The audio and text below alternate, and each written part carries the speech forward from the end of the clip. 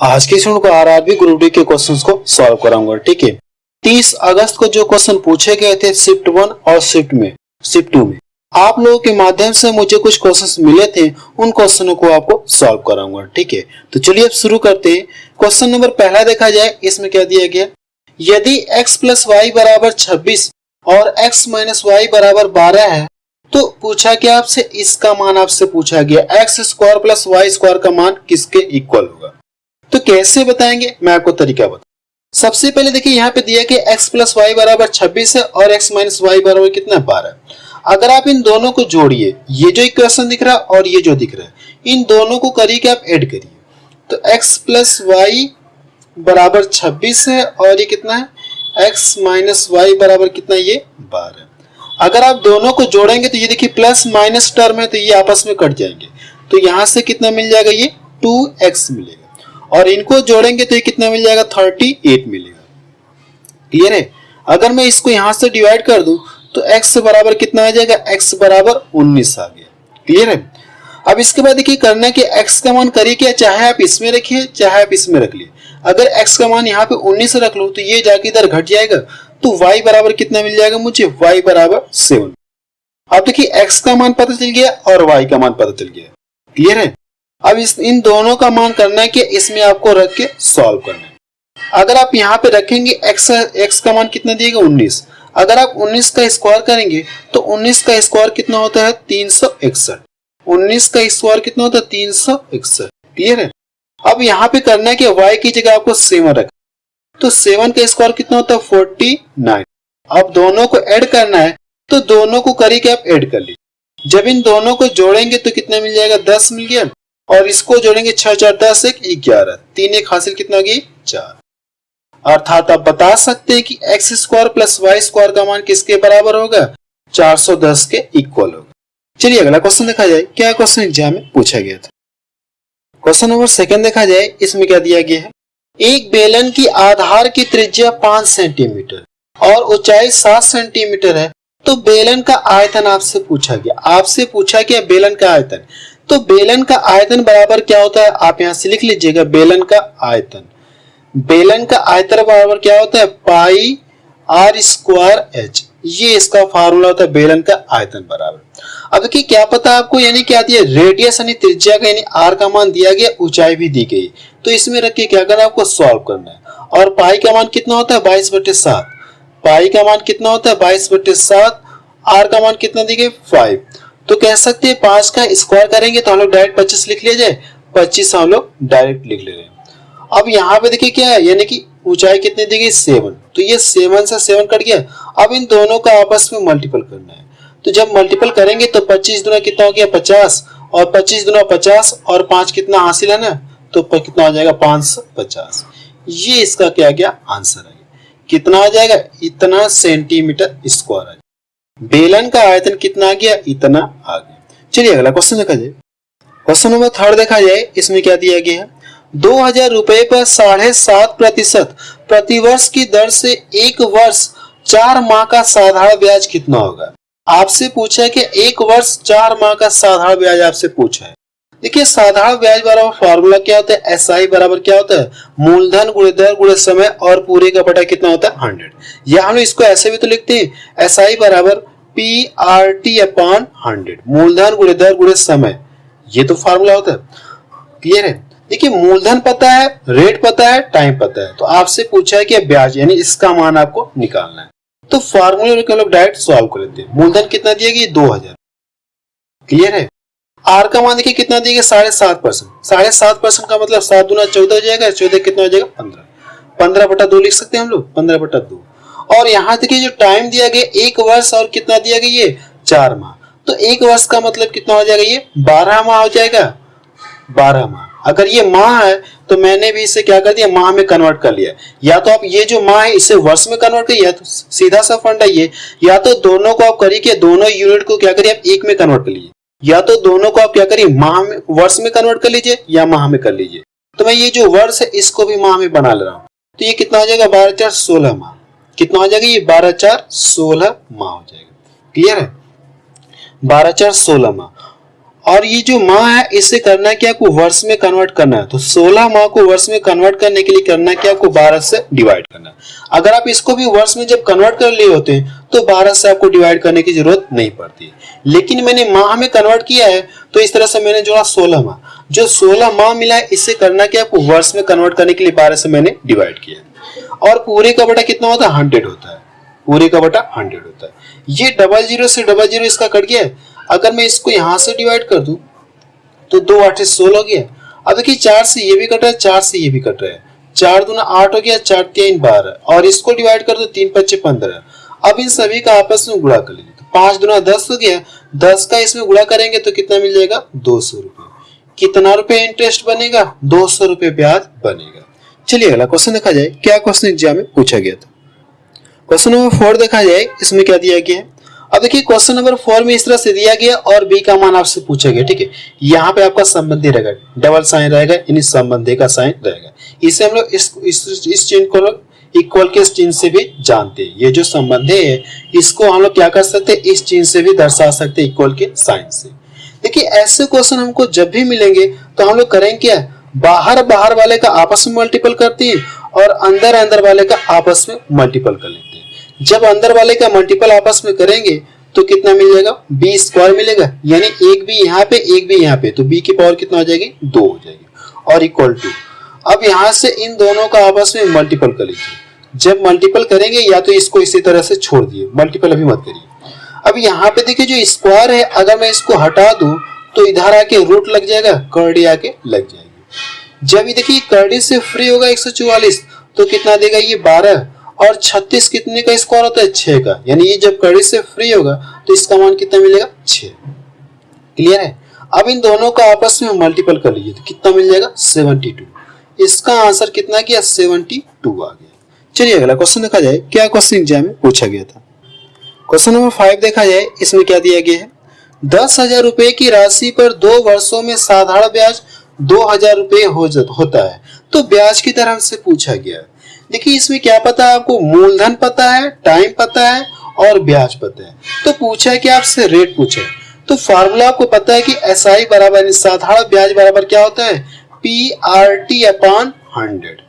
यही तो फार्मूला होता है, यानी इसका भी मान दिया गया, इसका भी मान दिया गया, इसका भी मान दिया गया और R का मान आपसे पूछे गए, तो इसमें हम लोग रख के सॉल्व करते हैं। देखिए ब्याज कितना दिया गया, 2,000 रुपए। कितना ब्याज बन रहा है, ये 2,000 रुपए ब्याज बन रहा है।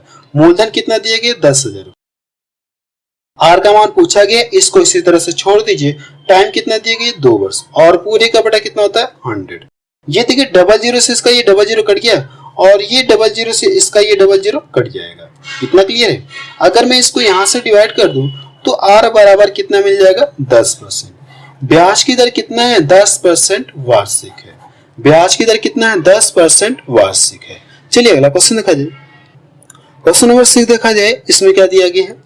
देखिए क्वेश्चन नंबर 6 में इस तरह से दिया गया और इसका मान आपसे पूछा गया, यानी x + 1/x का मान दिया गया और पूछा क्या आपसे, x³ + 1/x³ का मान आपसे पूछा गया। अगर देखिए ये क्यूब का फॉर्म पूछा गया है तो ऐसे क्वेश्चन हम लोग करते क्या, इसका क्या कॉन्सेप्ट होता है, यहाँ पे जो भी वैल्यू दी रहती है तो हम लोग करते क्या है, जो भी वैल्यू दी रहती है हम लोग क्या करते हैं, n³ - 3n, यही इसका कॉन्सेप्ट है। लेकिन n का मान यहाँ पे कितना दिया, 42, तो आप यहाँ से कर लीजिए, 42 का क्यूब हो जाएगा, 42 का क्यूब माइनस 3n, 3 और n का मान कितना दी गई, 42। इतना क्लियर है। अगर दोनों में से मैं करूं कि 42, देखिए इसके अंदर भी है 42 इसमें, अगर 42 कॉमन ले लूं तो 42 जब कॉमन ले लूंगा तो अंदर क्या बचेगा, ये 42 का स्क्वायर बचेगा। 3 पावर है, अगर एक पावर मैंने बाहर कॉमन ले लिया तो 42 की पावर कितना बच गई, 2। और मुझे पता है कि 42 का स्क्वायर कितना होता है, 1764 होता है। 42 का स्क्वायर कितना होता है, 1764 होता है। अब 42 मैंने कॉमन ली तो यहाँ पे बचा कितना, सिर्फ 3 बचा। इतना क्लियर है। अब इसमें से जब 3 घटा लेंगे तो कितना मिलेगा, 1761। इतना क्लियर है। अब देखिए अगली लाइन से क्या हो जाएगा, यहाँ से 42 गुणे कितना हो जाएगा, ये इतना, 42 गुणे इतना। अब इन दोनों का आपस में मल्टीपल कर लीजिएगा या आप ऑप्शन में चेक करिएगा, ठीक है, या ऑप्शन में चेक करिएगा किस ऑप्शन में यूनिट डिजिट के अकॉर्डिंग ऑप्शन में चेक कर लीजिएगा किस ऑप्शन में लास्ट में 2 मिल रहा है, ठीक है। अगर जैसे दो तीन जैसे तीन ऑप्शन में जैसे कुछ और वैल्यू आ जाए, किसी में 4 आ जाए, किसी में 6 आ जाए, किसी में 5 आ जाए, और किसी में अगर बाय चांस किसी में 2 दिख जाए आपको, तो आप उस पर टिक लगा देंगे, आपको कैलकुलेशन करने की जरूरत नहीं है। ठीक है, अगर सिर्फ एक ही ऑप्शन में 2 दिख रहा है तो आप उस पर टिक लगा के अगले क्वेश्चन की तरफ बढ़ जाएगा। लेकिन कई ऑप्शन में अगर 2 दिखेंगे तो आपको मल्टीपल करने की जरूरत पड़ेगी। जब इन दोनों का आपस में मल्टीपल करेंगे तो 73 आ जाएगा, 73 और यहां से 96, इसका ये आंसर आ जाएगा। 73,962 आ जाएगा, ये इसका आंसर आ जाएगा। चलिए अगला क्वेश्चन देखा जाए, क्या क्वेश्चन एग्जाम में पूछा गया था। क्वेश्चन नंबर 6 देखा जाए, इसमें क्या दिया गया है। देखिए क्वेश्चन नंबर 6 ये डबल बार हो गया, ये क्वेश्चन नंबर 7 आपका है। देखिए इसमें क्या कहा गया है, किसी गोले का कुल सतह का क्षेत्रफल, यानी गोले का कुल सतह का क्षेत्रफल ये दिया गया है, तो उस गोले की रेडियस पूछा गया, त्रिज्या आपसे पूछी गई। तो सबसे पहले आपको ये बता देना चाहता हूं कि गोले का कुल सतह का क्षेत्रफल बराबर क्या होता है। गोले का कुल सतह का क्षेत्रफल का क्या फार्मूला होता है, 4 पाई आर स्क्वायर होता है, 4 पाई आर स्क्वायर, ये क्षेत्रफल बराबर फार्मूला होता है। लेकिन क्षेत्रफल दे दिए किसके इक्वल है, इसके इक्वल है, तो यहां से हम लोग इक्वल कर ले रहे हैं। 4 और पाई का मान कितना होता है, 22/7, तो 22/7 और आर का मान आपसे पूछा गया, आर को इसी तरह से रहने। अगर आप देखिए करने के इसका इसमें गुणा करिए, इसका करना क्या आपको इसमें गुणा करिए। जब इसमें गुणा करेंगे तो 7 चौको 28 हो गया, 7 चौको 28, क्लियर है। अगर आप इसमें गुणा करेंगे 7 चौको 28 हो गया, 7 चौको 28, 7 दूना 14, 14 और 2 कितना हो जाएगा, 16 हो जाएगा। और इसमें करेंगे तो कितना हो जाएगा, ये 7 एकम 7, 7 एकम 7, 1 8 हो जाएगा। और इसमें करेंगे 7 दूना 14, इतना आया। अब देखिए करने के ये प्लस हम लोग करते कि जो 4 है इसको हम लोग इसमें ऐड कर लेते हैं, करते कि नहीं करते, इन दोनों को ऐड कर लिए। जब इन दोनों को ऐड करेंगे तो लास्ट में कितना हो जाएगा, 8 4 12, यानी कितना हो जाएगा 14872। और पूरे का पटा ये जो नीचे 7 है ये तो हमारा रहेगा ही नहीं रहेगा, ये 7 हमारा रहेगा। 7 से 7 कट गया। अगर मैं इसको 4 से काट दूं या 11 से ही इसको काट दे रहा हूं, ठीक है, 11 से ही काट दे रहा हूं। अगर 11 से काटूंगा तो 11 दूना 22 हो गया, और इसको 11 से काटूंगा तो 11 एकम 11 हो गया, और 3 इधर गया तो 11 3 33, 5 इधर गया तो 11 25 55 हो जाएगा, 11 25 55, और 11 दूना कितना हो जाएगा 22। इतना क्लियर है। अब इन दोनों का गुणा कर लेंगे तो कितना मिलेगा, 8। 8 से इसको डिवाइड करना है। अगर आप इसको 8 से डिवाइड करेंगे तो कितना हो जाएगा, 8 एकम 8 हो गया, 8 6 48, 8 9 कितना हो जाएगा 72। आर स्क्वायर बराबर इतना है। अगर जो स्क्वायर है इसको हटा दो तो इधर आगे क्या लग जाएगा, ये रूट लग जाएगा। ठीक है, जब देखिए कर्डी से फ्री होगा तो इसका मान कितना मिल जाएगा, 13 सेंटीमीटर। कितना आ गया, रेडियस कितना है, 13 सेंटीमीटर है। ये इसका आंसर आ गया। क्लियर है इतना। चलिए अगला क्वेश्चन देखा जाए, क्या क्वेश्चन एग्जाम में पूछा गया था। क्वेश्चन नंबर 8 देखा जाए, इसमें क्या दिया गया है, दो संख्याएं 3:2 के अनुपात में हैं, इनका एलसीएम कितना दिया गया, 12 है, और एचसीएफ 2 है, तो बड़ी संख्या ज्ञात करिए। सबसे पहले ये देखिए दोनों संख्याओं के बीच का रेशियो दे दिया गया है, क्लियर है, और उनका एचसीएफ कितना दिया गया है, 2 दिया गया। अगर ये बड़ी संख्या पूछा है और रेशियो दिया गया, ठीक है, रेशियो दिया गया है, अगर ये बड़ी संख्या पूछा है तो एचसीएफ से लाके जो रेशियो में बड़ा होगा उसमें लाके गुणा कर दीजिए, तो बड़ी संख्या आपको पता चल जाएगी। कितना आ जाएगा, ये 6 आ जाएगा। अगर क्वेश्चन में छोटी संख्या पूछता तो एचसीएफ से इसमें लाके गुणा कर दीजिए, जो रेशियो में छोटा होगा तो छोटी संख्या आपको पता चल जाएगी। लेकिन प्रश्न ये कि बड़ी संख्या, तो बड़ी संख्या कौन सी हो जाएगी, 6 हो जाएगी। क्लियर है। अगर छोटी संख्या पूछता है तो कितना आ जाता, तब हमारा कितना आ जाता है, ये 4 आ जाता है। क्लियर है। अगर देखेंगे तो आप इन दोनों के बीच में जब रेशियो लगाएंगे तो ये रेशियो आपको मिलेगा दोनों संख्याओं के, और इन दोनों का जब एलसीएम निकालेंगे तो 12 आपको मिलेगा, और इन दोनों के एचसीएफ भी क्या मिलेगा आपको, 2 मिलेगा। सभी को ये सेटिस्फाई करा है, तो आपको ऐसे नहीं करना, आपको डायरेक्ट आपने एचसीएफ देखा, एचसीएफ से रेशियो मिला के गुणा कर दीजिए, आपका आंसर आ जाएगा। चलिए अगला क्वेश्चन देखा जाए। क्वेश्चन नंबर 9 देखा जाए, इसमें क्या दिया गया है, एक समचतुर्भुज के विकर्णों की लंबाई 6 सेंटीमीटर 8 सेंटीमीटर है, तो परिमाप आपसे पूछा गया है। देखिए कहा कि एक समचतुर्भुज है, समचतुर्भुज है इस तरह से, ठीक है, इस तरह से ये समचतुर्भुज है। क्लियर है। अगर ये एक समचतुर्भुज है तो समचतुर्भुज की खासियत क्या होती है, सभी भुजाएं क्या होती है, बराबर होती है। सभी भुजाएं क्या होती है, ये बराबर होती है। मीन्स अगर ये ए है तो ये भी ए होगा, ये भी ए होगा, ये भी ए होगा। सभी भुजाएं क्या होती है, बराबर होती है। अगर मैं यहां से इसको खींच दूं तो ये विकर्ण हो जाएगा, ये भी इसका विकर्ण हो जाएगा। अब इसके विकर्ण दिए गए 6 सेंटीमीटर और कितना दिया गया 8 सेंटीमीटर। अगर यहाँ से ये विकर्ण 6 सेंटीमीटर है और ये यहाँ से 8 सेंटीमीटर, अगर ये काट रहे हैं, ये आधा आधा पे काट रहे हैं, तो ये कितना हो जाएगा 3 हो जाएगा, ये भी 3 हो जाएगा और ये कितना हो जाएगा, ये 4 हो जाएगा, ये भी 4 हो जाएगा। इतना क्लियर है।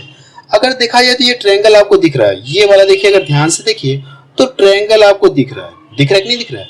अगर ये ट्रायंगल दिख रहा है तो पाइथागोरस प्रमेय के अनुसार आप इसे सॉल्व कर सकते हैं। ये आपको ट्रिपलेट पता होगा, ट्रायंगल का ट्रिपलेट आपको पता होगा। अगर ये 3 4 दिख रहा है तो अगला क्या होगा, ये 5 होगा, ये ट्रिपलेट है। या तो पाइथागोरस प्रमेय से आप निकाल लीजिए ट्रायंगल के हिसाब से, या ये अगर ट्रिपलेट आपको याद है तो आप इसको डायरेक्ट बता सकते हैं कि इसका मान कितना आ जाएगा 5। अगर एक भुजा 5 है तो ये भी 5 होगा, ये भी 5 होगा, ये भी 5 होगा। और परिमाप पूछा है तो परिमाप का मतलब क्या होता है, चारों भुजाओं का योग, चारों भुजाओं का योग आपको बताना है। तो कितना हो जाएगा, ये 20 हो जाएगा। चारों भुजाओं का योग कितना होगा, 20 सेंटीमीटर हो जाएगा। चलिए अगला क्वेश्चन देखा जाए। क्वेश्चन नंबर 10 देखा जाए, इसमें क्या दिया गया है। देखिए क्वेश्चन नंबर 10 में क्या दिया गया, साइन 64 डिग्री कॉस कितना दिया गया 26 डिग्री का मान आपसे पूछा गया। देखिए ऐसे क्वेश्चन जब भी देखो साइन और कॉस दिया गया है और पूछा है कि इसका मान किसके इक्वल होगा, तो ऐसे क्वेश्चन की सॉल्व करने की मैं आपको सबसे बेस्ट ट्रिक बता रहा हूँ। सबसे पहले आपको ये चेक करना, क्या ये दोनों एंगल का जो योग है क्या 90 मिल रहा है, क्या 90 डिग्री मिल रहा है क्या। अगर 90 डिग्री मिलेगा तो इसका मान किसका इक्वल होगा, 1 के इक्वल होगा। ठीक है, 1 के इक्वल होगा। देखिए दोनों को जोड़ी 90 आपको मिलेगा तो आप कह सकते हैं कि इसका मान किसका इक्वल होगा, 1 के इक्वल होगा। देखिए मैंने क्या तरीका बताया आपको, ऐसे क्वेश्चन जब भी आपको मिले, ऐसे क्वेश्चन आपको जब भी मिले तो आपको ये चेक करना क्या दोनों कोणों का योग 90 मिल रहा क्या। अगर 90 मिल रहा है तो इसका मान आप बता सकते हैं किसका इक्वल होगा, 1 के इक्वल होगा।